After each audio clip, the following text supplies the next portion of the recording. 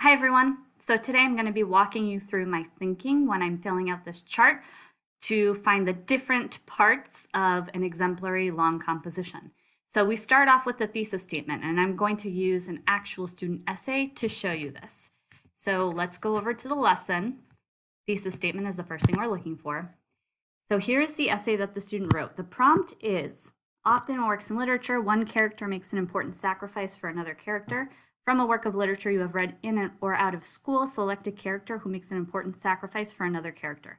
In a well-developed composition, identify the characters, describe the sacrifice that one makes, and explain how that sacrifice is important to the work as a whole.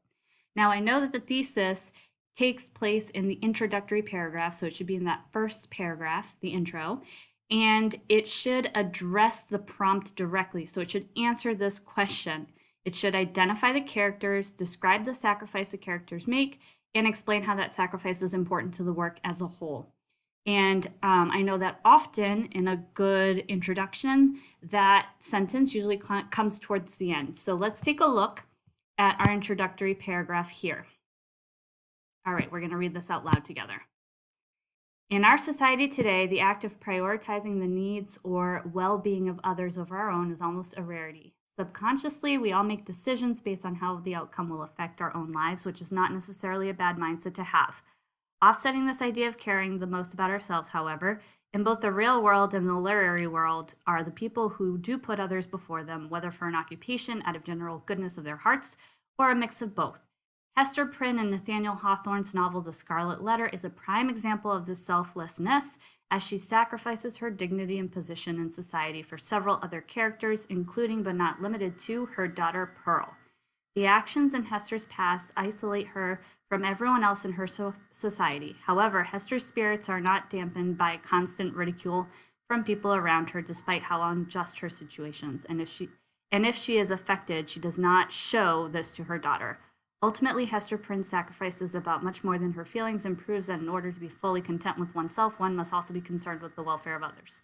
So I know that the thesis is that sentence that begins with Hester Prynne in Nathaniel Hawthorne's novel The Scarlet Letter is a prime example of this selflessness, as she sacrifices her dignity and position in society for several other characters, including but not limited to her daughter Pearl. I know it's that sentence because it directly addresses the prompt and answers this question. So identifies the character, Hester Prynne, describes the sacrifice, and explain how that sacrifice is important. Also, I know this because she refers to, or the person who's writing this, refers to the name of the author, Nathaniel Hawthorne, the name of the book, The Scarlet Letter.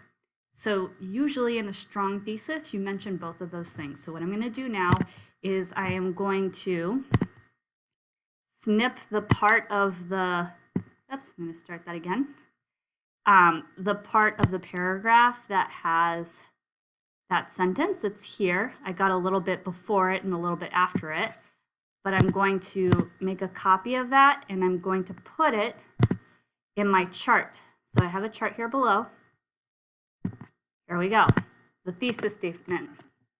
There it is. I put the thesis statement in. It's that sentence that begins with Nathaniel Hawthorne's novel. Now I want to try to find the topic sentence in the third paragraph. So I'm going to go back to my text. Let's see if this paragraph has a topic sentence. It probably does. Let's find it. This is the first paragraph. The second one starts with Hester Prynne does. And the third one starts with this sacrifice made by Hester. So let's see if this is a topic sentence. This sacrifice made by Hester also happens to be for a minister in their town, Arthur Dimmesdale, and further shows her fortitude as it affects Dimmesdale in a different way than Pearl. So I am going to say yes, that this is a topic sentence because it also refers back to the thesis statement, talks about the sacrifice made by Hester, and one specific part of it, the sacrifice she made and how it affects Arthur Dimmesdale. So this is a topic sentence, and it's a strong one because it refers back to the prompt and the thesis. So I'm going to take a copy of it. Again, this is a little bit more than that sentence, but I'm going to take a copy of it, and then I'm going to put it in here. Now I'm going to find evidence in the second paragraph. Let's see where the evidence is. So I'm going to go up one paragraph So the one that begins with Hester Prynne does not allow. All right, let's read together. Hester Prynne does not allow society's perceptions of her and her family distract her from what she considers to be the most important, her daughter Pearl. When it is discovered that Hester had a relationship with a man outside of her marriage, the puritanical society that surrounds her decides that vehicle for Hester's punishment should be public shame. Hester is then forced to wear a red A for adulterer on her chest at all times and bear the harsh judgment that came from the people around her, everywhere she goes indefinitely.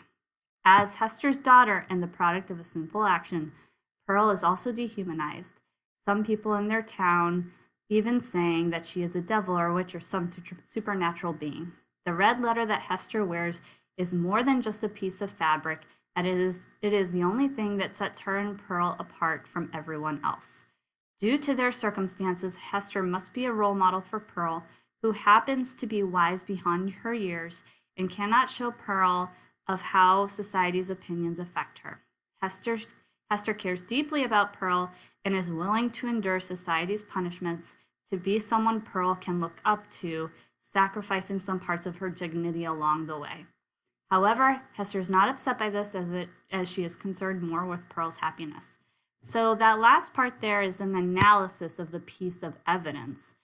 The piece of evidence is what actually happens in the story. Normally, when you're writing an essay, you use quotations to signal evidence, but because on the MCAS with the long comp, you're going to be remembering this from your memory, you won't have the text with you.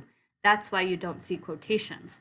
But where is the part that talks about what actually happens in the text and not the writer's interpretation of what happens?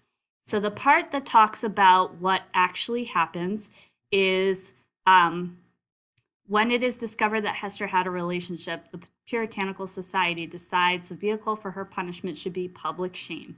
And it's describing how Hester is punished in what happens in the story.